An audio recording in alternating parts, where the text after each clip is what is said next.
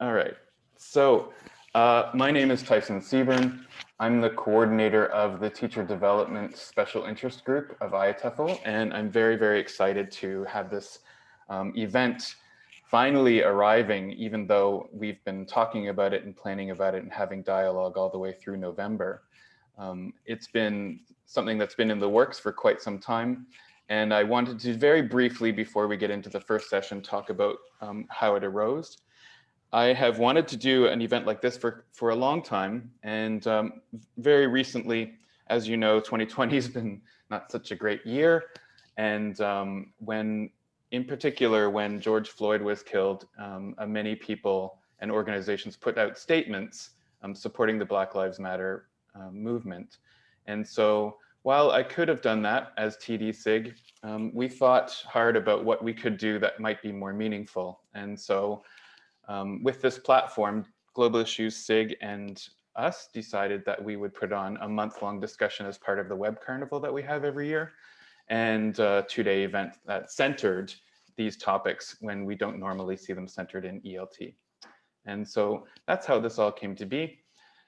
A couple special things about this event is obviously it's no registration and free.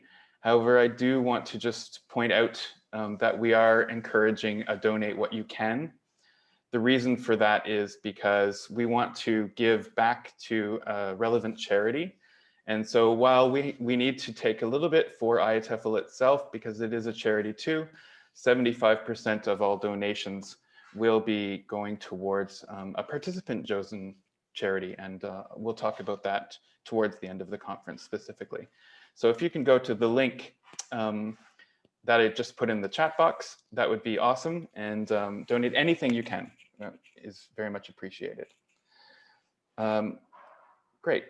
The second thing that I want to announce is we have no tolerance for any kind of homophobic, transphobic, or racist commentary. And so when a moderator, or if a moderator should see such a thing, that person will be removed without warning.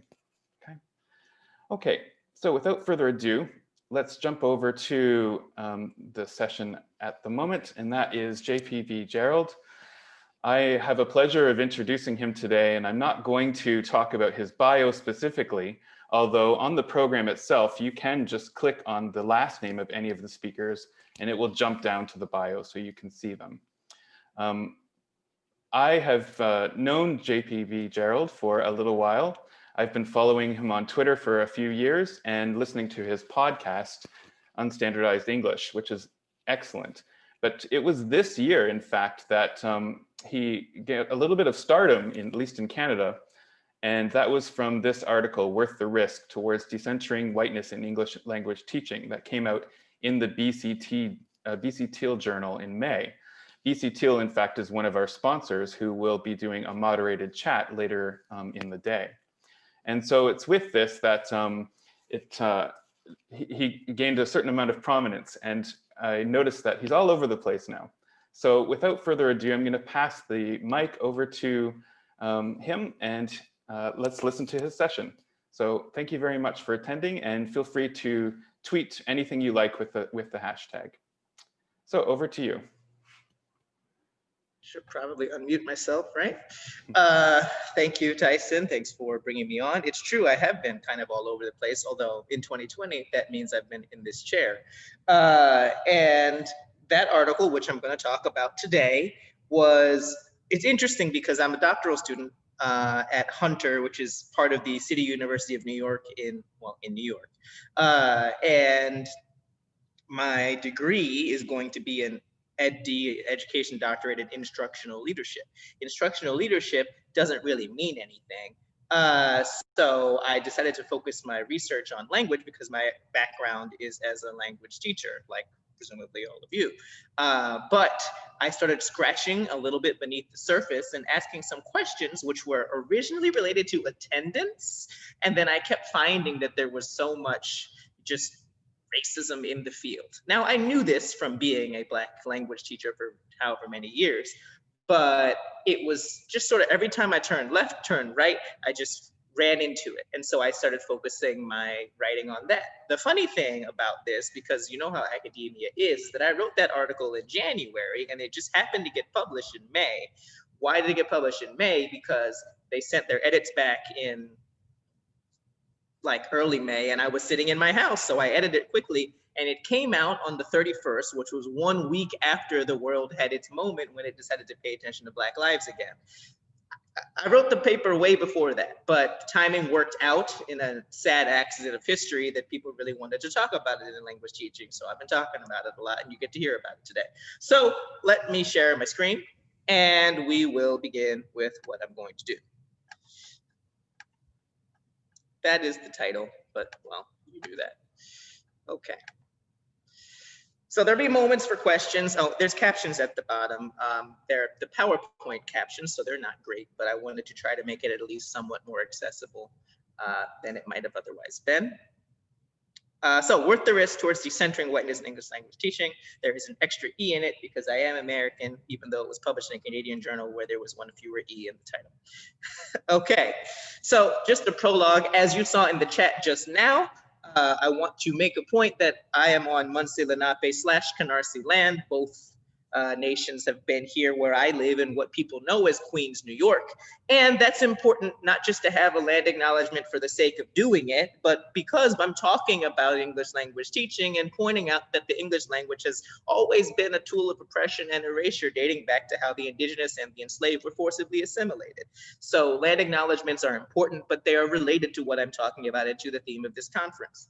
So let's talk about what I'm going to talk about today. I'm going to go over a brief, I don't know how brief it is, example of some terminology that I use, why I use it, why it's important to choose your words carefully.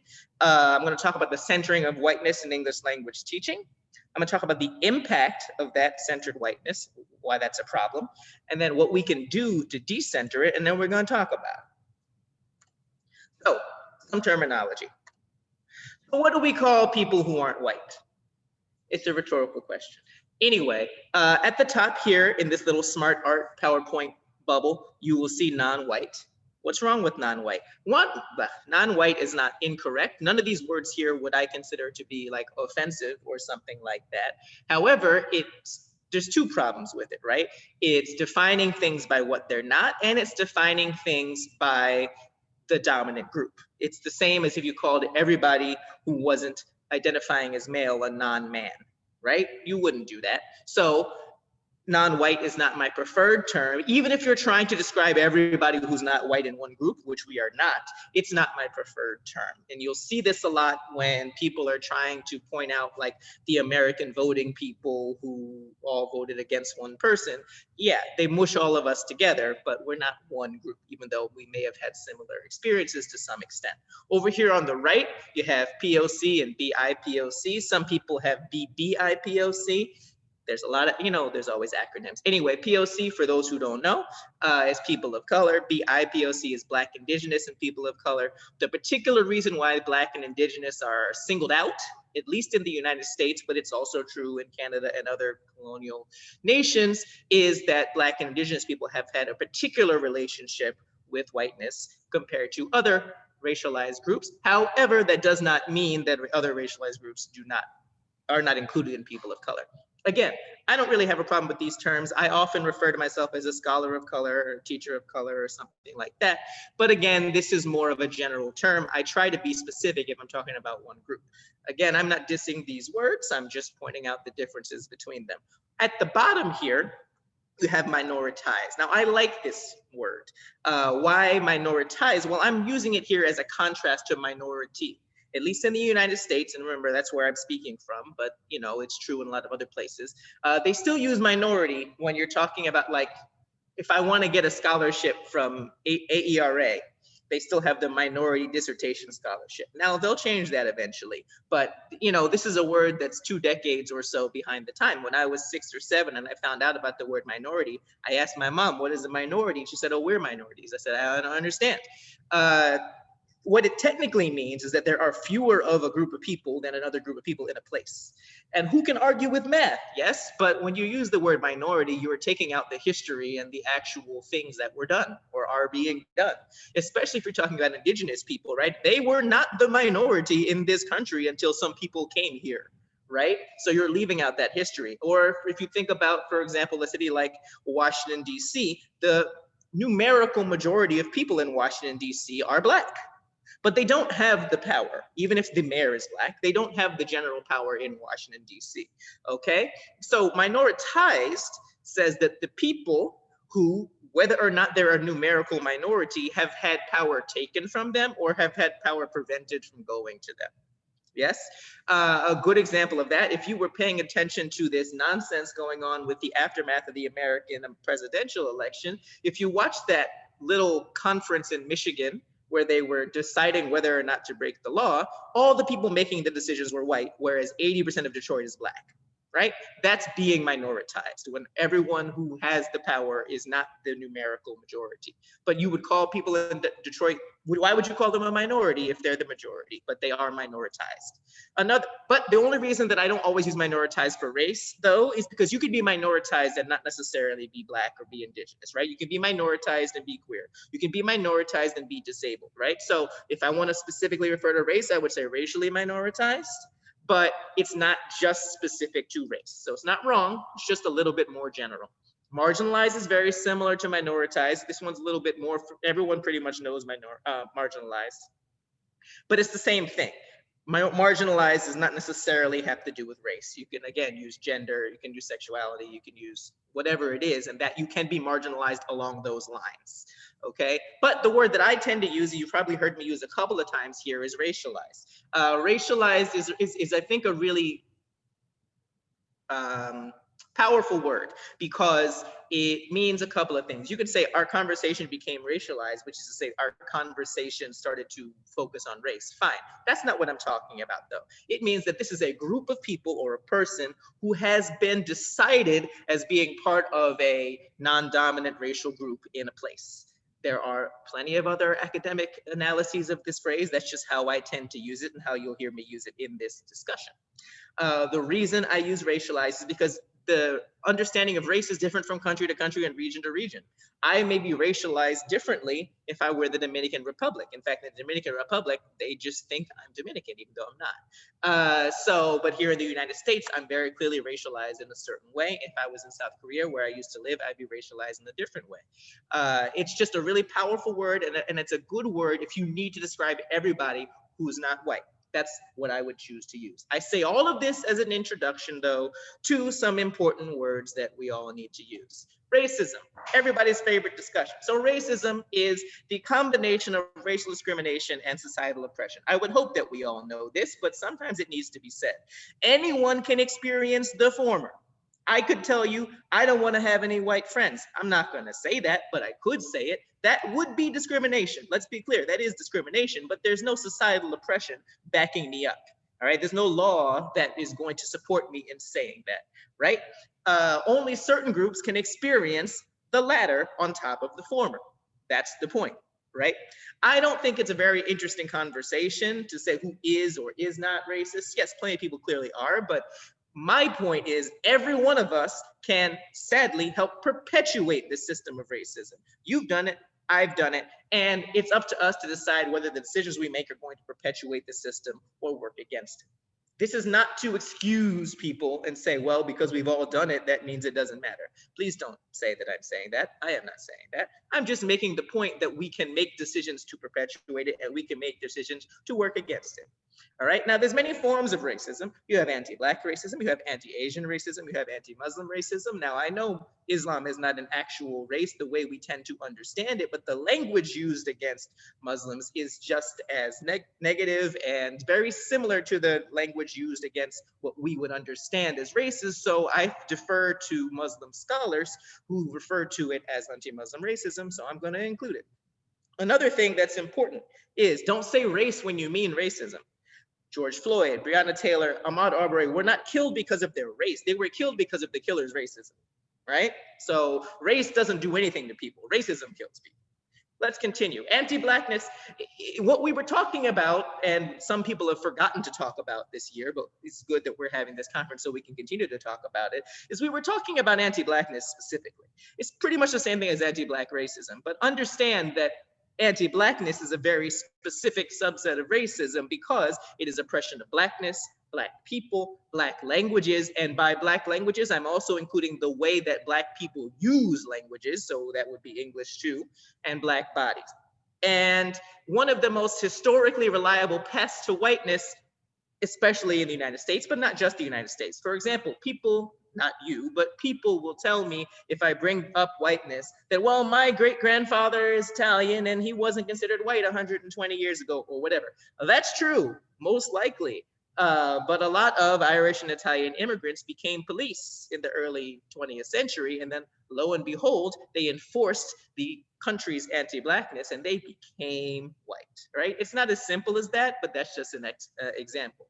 Jewish and other folks who were buying homes in suburbs that had redlining and explicit anti-Black laws, because they were conditionally white at the time, was much easier for them to become white by enforcing the country's anti-Blackness. And this is not just the United States, but that's where I'm speaking from. This is not to say that Jewish people and Irish people and Italian people cannot experience discrimination based upon their group. And especially if you're Jewish, you can experience anti-Semitism.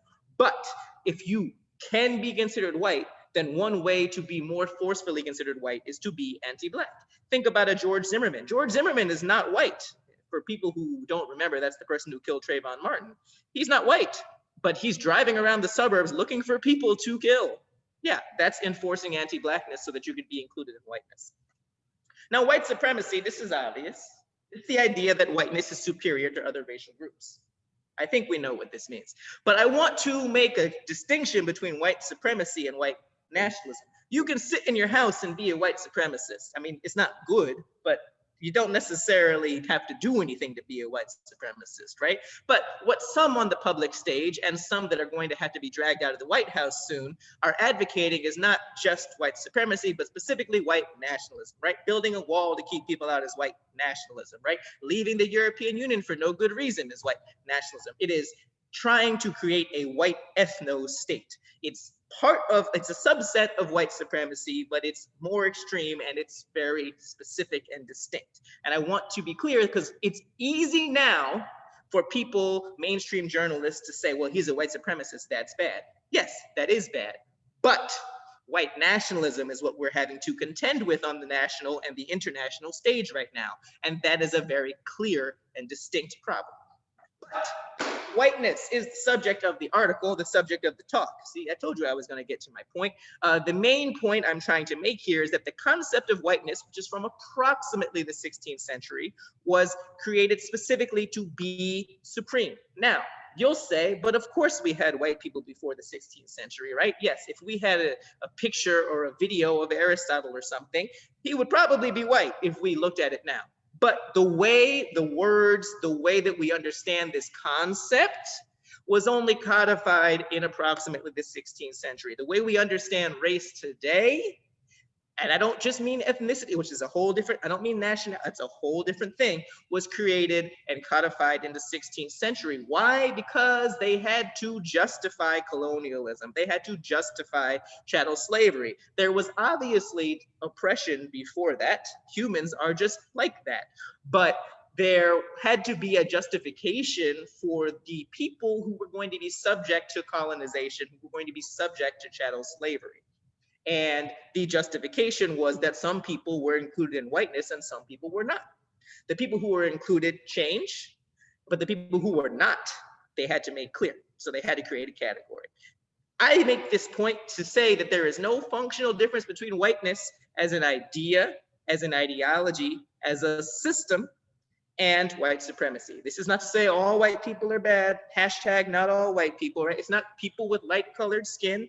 Okay, it's the idea, the concept of a whiteness is tied inextricably to the concept of racism, and therefore the concept of whiteness is a colonial construct that indexes white supremacy. So English language teaching. What we ELT professionals, I don't even like the word professionals, but I don't know what else to use, are truly promising to students, even without understanding that we are doing so, is the chance to get closer to whiteness by speaking the language a certain way. Whiteness, however, is an ideology that depends upon exclusion and supremacy. So this promise is doomed to be broken, and no racialized speaker of English can truly become white just by speaking the language. Anything unclear thus far? I see that there's a chat. I can't read all the chat stuff, but is anyone just unclear about things I've said? I don't mean disagree with me. We can talk about disagreements later. But Tyson, do you see anything or someone's unclear thus far? Nope. There's lots of people just chatting away and mostly agreeing with what you're saying. So okay, just want to make sure because like we can discuss at length towards the end, but I want to make sure nobody was confused. All right. So the top of the screen is hard to see, sorry. It says ulterior motives. Anyway, so if you read Kendi's How to Be an Anti-Racist, which some people like, some people don't, but this quote is instructive. He referred to racism and capitalism as conjoined twins. He wrote that upon their mutual codification in that 16th century, there we go, these newborns looked up with tender eyes to their ancient siblings of sexism, imperialism, ethnocentrism, and homophobia, right? So all of these different types of oppression and hatred and so forth have pretty much existed since there were civilizations in which people could oppress each other. But they had to think of a reason that some people deserve to be exploited financially, and the exploitation of these people financially required the creation of racism upon which to do it. Which means now, however, we want to work against whiteness in English language teaching. We have to work against the profit motive in the field. And this necessarily requires arguing against our adherence in the field and in life, but especially in the field, to capitalism, because ultimately the two things are inextricable from one another. So uncritically support profit-centric goals in our field, even in government-run schools, as justification for racially oppressive policies and practices is to help whiteness remain in control. But the idea that ELT promotes these destructive values is discomforting for many, and understandably so. I don't want to think that what I'm doing is harmful. Nobody wants to think that, right? But when you think about when I point out these things and say, you know, they're hiring only this kind of teacher and it's bad for these kinds of teachers, people will say, well, that's what the clients want. Well, that's what we need to do this for, we need to keep the lights on. And it's like, I get that, although some schools don't deserve to keep their lights on, but you know what I mean. But if we don't criticize the way that we are tied to this profit motive, then we're never going to change anything. So when I bring these things up, I usually, well, not now because people have been paying attention to me, but when I wrote this article, and this is about the article, so people start to have what people know these days as white fragility. I'm sort of iffy on the book now, but it's in the article. So the idea that when you bring things up about whiteness or just race in general, white people get very defensive, uncomfortable, and so on and so forth. And I understand that. But then some people deal with this by indulging in white saviorism. They say, well, you know what? This is bad. I'm going to save it. I'm going to fix it myself. I'm going to go to school and tell them what I think about this problem by myself. And it's like, no, you're still centering whiteness because you're white. Then you have the issue of the altruistic shield, which is my idea, but it's the idea that our field in the public consciousness is considered a social good, right? I'm teaching, depending on where you live, I'm teaching immigrant students. I'm teaching students who are poor. I'm teaching students who, if I don't teach them, they will suffer, right? And so therefore, by being part of this field, what I'm doing is good. And therefore, for you to point out that the field has a rotten foundation or whatever is something that I don't want to deal with. So therefore, I will point to the fact that I am an English language teacher as a shield itself, right? It's not even the same as white fragility or white saviorism, right? It's the idea that the profession itself defends people against accusations of racism. And that's not true. I think anyone listening to this knows that there's a lot of racism in the field, but there are people, and you know them, you've met them, who think that the field means that you can't be racist. And that's a problem. So, but what happens though? What happens because whiteness is centered? So here's a couple of quotes, one from one person people on this call know pretty well. In ELT, race and language are also components in the aesthetic labor of teachers. To look good is to be white, while to sound right entails speaking an inner circle variety of English. For those who aren't familiar, right, the inner circle is from Kotru in '83, right, UK, Canada, United States, etc. When I was in South Korea, I had a friend who told me that her school had told her that she was hired because she looked the way they wanted to be able to put in their ads. She was a white, blonde Canadian woman. And true to form, when I was on the subway one time, I saw an ad for her school that she was on, and she didn't actually know what she was doing. And she admitted she didn't know what she was doing, but she was able to be placed in the ads. The second quote, I recall a complaint made by a teacher to the clerk in 2009 that her child was being taught by a teacher of Indian descent. The teacher, who was born and raised in the UK, was a so-called native speaker of English, yet was perceived to be someone who speaks, quote unquote, with an accent because of her appearance. Right? They've done tests on this. People are supposedly less intelligible, even if it's literally the same voice, depending on what the person's image is. And that is a problem for anyone who's in the field who does not look white, right? This isn't good for the students either, though, because I know there's a lot of text on the screen, sorry, but the linguistic marginalization of students of color serves only to reify our extant status quo. And we raise the shield to avoid dealing with the fact that we are marginalizing our students' languages, right? This is the same with any English-only policy we might have in the classroom, or the way that we correct people's usage of the language.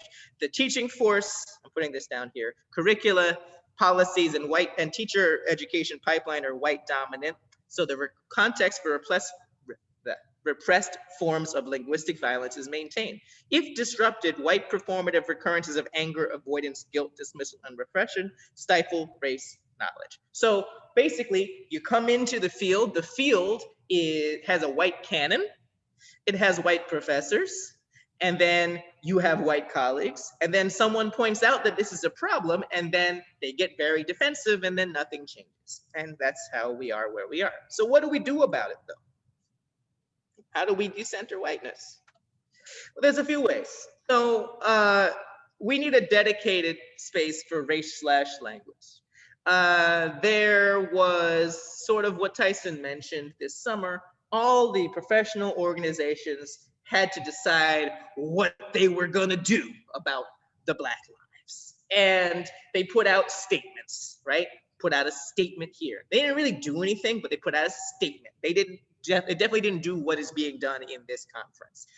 If you think about what TESOL, I believe it was TESOL Journal, they have a couple of journals, they put out a special edition of the journal. And I said, wow, people already wrote these. And then I said, wait a second, there's no way that these articles went through the peer review process in the 2 months that it took to put this thing together. And of course, it was just a compendium of articles that somehow mentioned race published over the last like 5 or 10 years. So they didn't really do anything. They did literally nothing. They, in fact, were patting themselves on the back for what they believed they had already done. Good job. Anyway, we need a space that if I want to read about the intersection of race and language, I know what journal to go to. We can talk all together about whether it's useful to have the journal system at all, but we do, and we're going to continue to for a while. So if we're going to, there needs to be a place I can go that is that, right? When I was putting the articles together, pulling the articles together to cite for the article that I wrote, I had to go to the education field, I had to go to the race field, I had to go to the language field, and that's fine, it's good to read widely, but it would be good if I had a place where I could go to look at that. Conferences, including this, so therefore I'm an exception to this. But we all know, and we eventually we'll be out of our houses and we can go to in-person conferences again. There are plenaries that are pretty much all white people, right?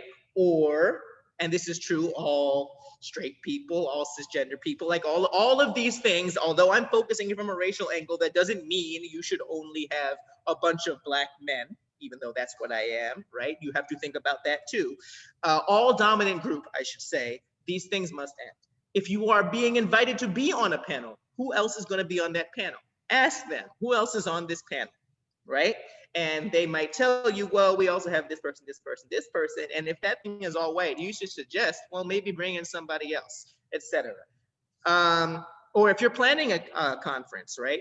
You should be making sure that the people speaking I don't just mean people submitting, because that's a whole other thing, but like people who are given the center are not all of one group. Let's just put it that way. Curricula. If you're going to be a new language teacher, which I don't know how many of you are new to the field, but if you are teaching people who are new to the field, you need to make sure race is in there. And since there's so little, although it's growing, there's still not that much on race/language, then they need to simply study race and the way that racialization happens by itself, because you can't have an entire person's training that doesn't mention race if you want them to teach racialized students. It's just not going to work.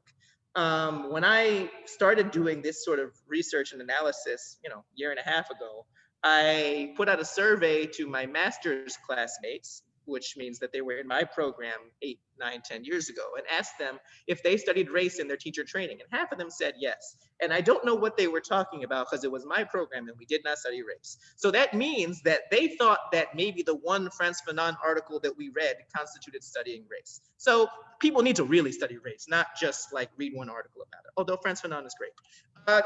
But you yourself, if you are white, and many of you are, you need to interrogate your whiteness. How has whiteness impacted you as a person, impacted your career, impacted your life, etc.? Where did you grow up? Who were the people around you? How did that impact your mindset? This doesn't mean it's bad. It's not your fault where you were raised, all right? So I just want you to have to think about it. And in fact, we're going to talk about that in the breakout rooms or the discussions after this. Race and language scholarship. Now, I mentioned that there isn't much of it. It's growing, right? We know about Dr. Flores, Dr. Rosa especially, or Dr. Kubota, who of course works in British Columbia. But that needs to be part of the canon.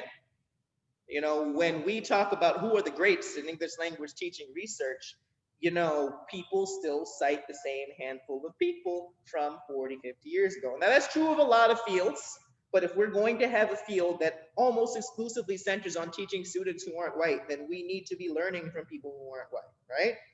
I don't know that I agree with the idea of a canon altogether, but if there's going to be one, and let's be clear, there will be at least for a while, then it needs to change. And finally, I mentioned this at the beginning of these changes. I had to look all over the place to gain the understanding of race and racism and language and all that stuff that I wanted to do for this article. Well, that's what you're going to have to do, at least for now, until there's a race language journal or something like that, or something that specifically focuses on these intersections. You're going to have to do that work. You're going to say, you know what, I want to learn about race. I'm not learning about it in my program. I need to go over to this place and bring in magazines, bring in journals that are focusing on something that my field is several decades behind on. So that's going to be the work you got to do. So my brief conclusion is to say that I actually do stuff about this. I do hate when academics make a point about how much they think there are problems in things, and then they just make that point in journals, and then they go on with their lives. I don't know that I blame racialized scholars for mostly doing that and then teaching their classes, but especially because I'm not actually a professor right now, I try to do this. So people actually take classes with me, and then they go off and they change their institutions, or they're supposed to do that. Whether or not they actually listen to me, I cannot do anything about it. But my point is, I'm putting my money or my time where my mouth is, and I try to do this stuff. And anyone who wants to talk to me about this at length, please feel free to. But this work is not going to be easy. It's not going to be fast, but people say it's a risk because it's true. When you talk about whiteness with white people, they don't like it. But on the other hand, right now, we are risking our racialized learners, and we are risking our racialized colleagues, safety and lives, as we saw from the discussions that have happened throughout the world this year. So we can't afford, and when I say we, I mean as a profession, as a language teacher, and as a racialized learner and scholar myself, we can't afford to wait any longer to take this risk. So let us have a discussion. I'm going to stop sharing. There's a whole bunch of stuff that was in the chat that I can't read yet because it's too much of it. But go ahead. Would you like to have a couple of questions that I've collected first, or would you like to do breakout rooms, or what is your plan? I think that I would rather do the breakout rooms first, and then, because sometimes people ask those questions in the breakout rooms. True. And then once we can come back in a few minutes. So if you will allow me the, I guess I have to be the actual host for a second, and I can make you the co-host. And then I can put everybody in the rooms or something. Or you can put everybody in the room, but that just means that I can't go from room to room if you would. Okay, I'm the host now. Let me Let's do the easiest. Yeah. Yes, make you the co-host. All right, you are now going into breakout rooms. I'm going to put some questions to everybody once you're in the rooms, and you're going to talk about them, and then we'll come together and we'll talk. I'm going to bounce from room to room. So assign automatically. We'll get through all of the questions. It's only 10 minutes. I've given versions of this that are between 30 minutes and 2 hours. So, you know, what people get a chance to actually talk about really just depends on how much time we have. But I don't want you to stop having these conversations. You know, the thing is, people do these things and they're like, oh, that was interesting, and they go on with their lives. I don't want you to do that, right? I want some of you know each other, some of you don't. You'll be in and out of various talks today, although I have to go do like an executive board meeting after this myself.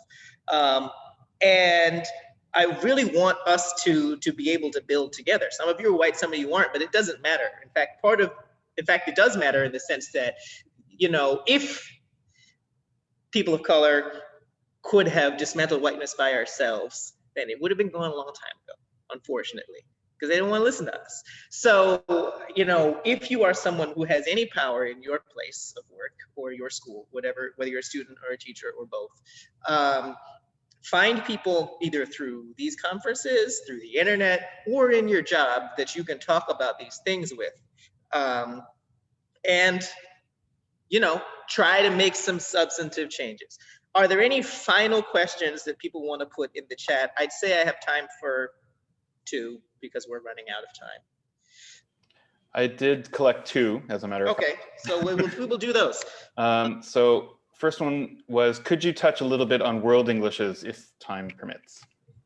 Like different forms of English around the world, like Indian English and things like that. Yeah. I think that it's really important to understand that although I'm using ELT because I can only make an acronym so long, there is not one form of English. There are many Englishes. Wherever you are, it is probably more important for the students to value and cherish the English that the people around them are speaking. I doubt that the schools will let you do this.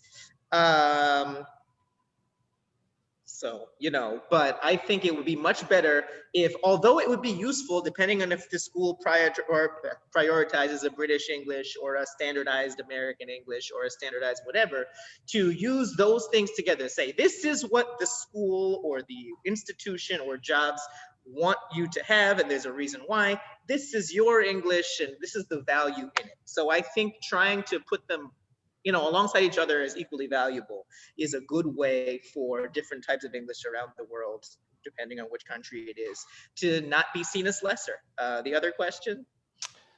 Thank you. The other one was, in ELT, non-native English speaker white people are also discriminated against. Do these concepts apply to them as well? Yeah, they do. I mean, I don't think whiteness is really, as I see another question in there at the last second there, I don't think whiteness is entirely or even exclusively or primarily about skin color, right? It's an ideology. It's deciding, like whiteness is more about deciding who's not white than it is about what people look like. So if you have been pushed out, then congratulations, you have been harmed by whiteness. So you should join the rest of us in doing something about it. Great. That doesn't mean you've had the same experience, but you've had a similar one. He just put my Twitter handle in there. Please find me. I can send you the article too if you want any of that. So. Thank you so much, JPB. It's so funny to say the letters, but your session was excellent. It was a fantastic way to start off this conference, and I hope everybody can give a round of applause or say thank you in the chat box, and please do connect with him on Twitter if you have further questions. Now, we don't have a huge amount of time between sessions this time, but I do want to remind you that the next session starts at the hour. normally there will be 15-minute break between the sessions, but not when there's a keynote. So this one starts at the hour, and you can go to tent A, which is where we are now, and stay here, or you can go to tent B, and there will be a different talk by David Valente over there. Okay, so thank you very much, and hope you have a great day.